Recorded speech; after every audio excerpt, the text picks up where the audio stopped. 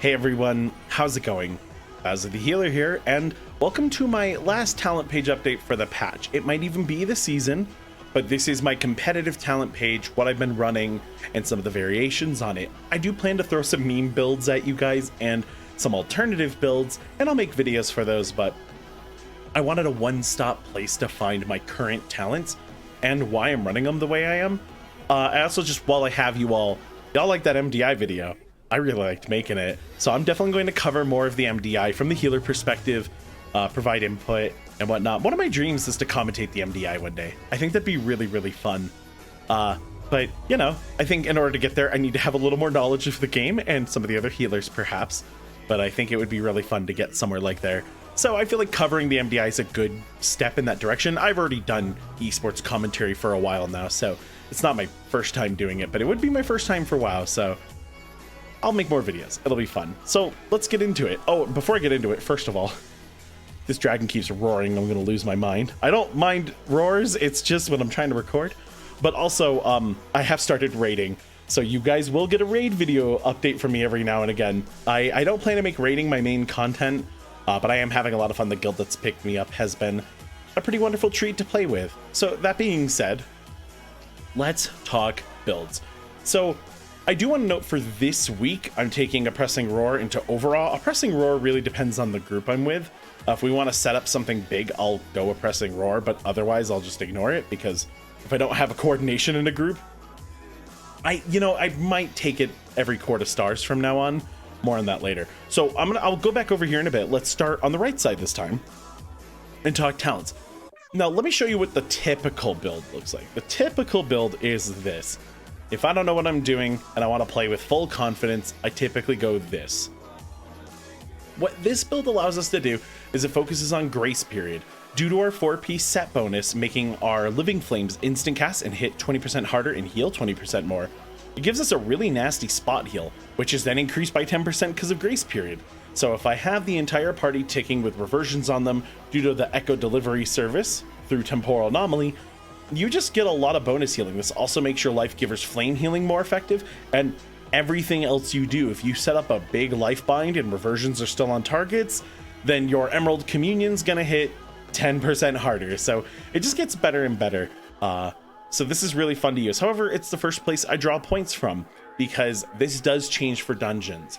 So let's talk about everyone's favorite dungeon, Ruby Life Pools. I'll typically go this talent to reduce Spirit Bloom's cooldown by 10 seconds. This sort of assures that you always have Spirit Bloom up when Blaze Hoof is either destroying your party or destroying your tank. You're not necessarily going to use Spirit Bloom on your tank, although, you know, depending on how you juggle your cooldowns, you might. But I really like having this talent around for that reason. And then maybe I'll go 5% more healing on reversions, which is still pretty beneficial. But let's say I'm playing with pugs and they seem a little under geared, I might go Time of Need. This is still, I think, a top tier S rank pugging ability. If you think you need it for a group, it's one of your best friends. It'll save your life countless times. But also, if say we're in an Azure Vault where I have bigger healing checks to worry about and I don't necessarily need the constant 10% extra healing, I'll go Font of Magic just so I can get those bigger Dream Breaths and those bigger Spirit Blooms, which will save me on Echoes, which will help me spot heal through other mechanics. There's a lot of AoE damage in Azure Vaults, and it's pretty chunky, but in other dungeons, I need more ramp. For instance, like in Ruby Life Pools, when you're dealing with the Infernals on Tyrannical or Fortified Week, that's something, Flamebound Destroyer? Is that what they're called? Yes, I've said their name so many times. So this isn't as nice there. I might want the ramp capabilities, right? However, what if you're playing with a group of people, you're gonna carry your homies, they're all doing like a 5 and you're geared to do like 17s. You know what? Hop over to my favorite build.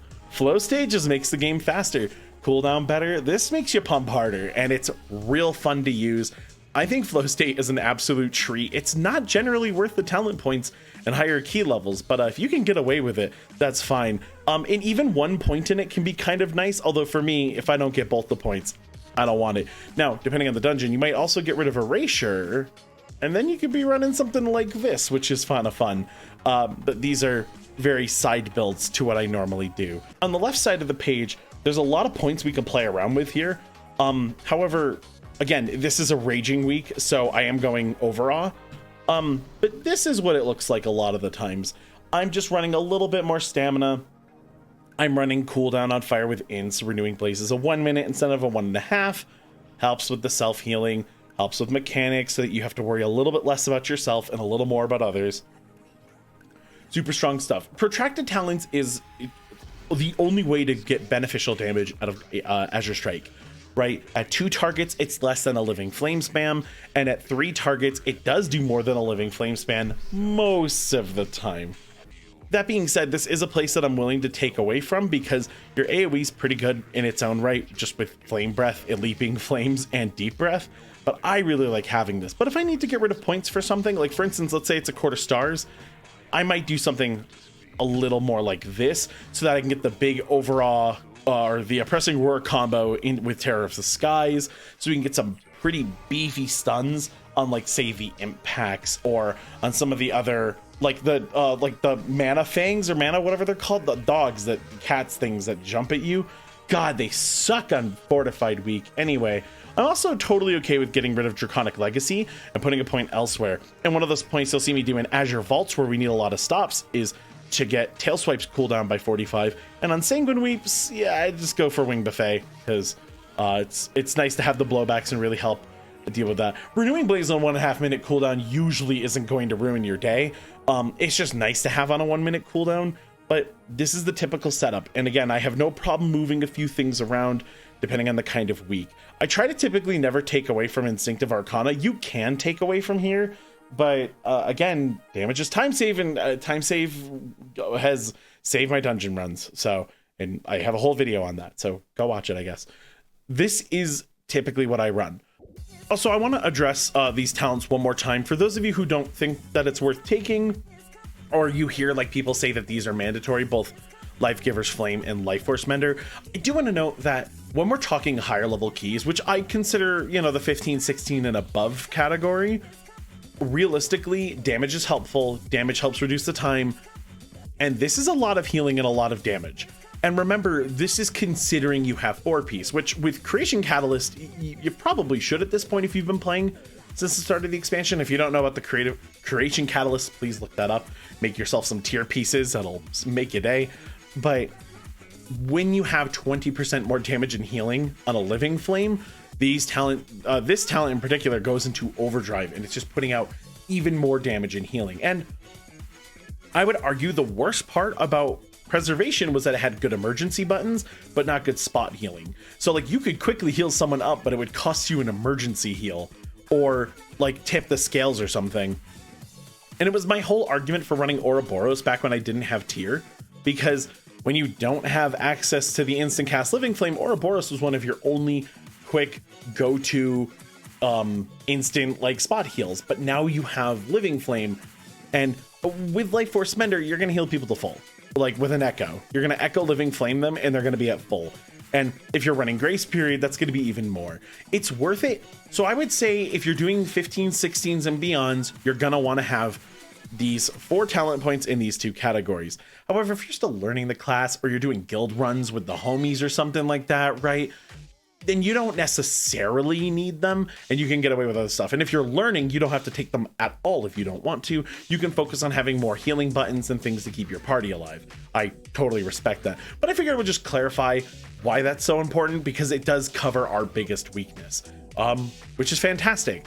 And that's going to do it for me, y'all. Next time you hear from me about talents, it's either going to be a meme, it's going to be a fun separate side build, or it'll be me talking about Devastation. And I'm not going to reveal the talent page yet. I run a very standard talent page. I'm just going to talk about the fact that I'll never do good damage because my mastery's at 45%. Can you tell that this build is meant for healing Mythic Plus and not doing damage in Mythic Plus? Because this should be at like 80, 90 something percent mastery. Even like 60 to 70 would be a noticeable upgrade, but I'm over here with almost the lowest mastery I could ever have. So that's fun. But that's going to do it for me, everyone. Watch the MDI this weekend. Yeah, we'll be talking real soon. We'll talk raid. We're going to talk talents once again, and plenty more in the future coming. So stick around, everyone. I'll see you all soon.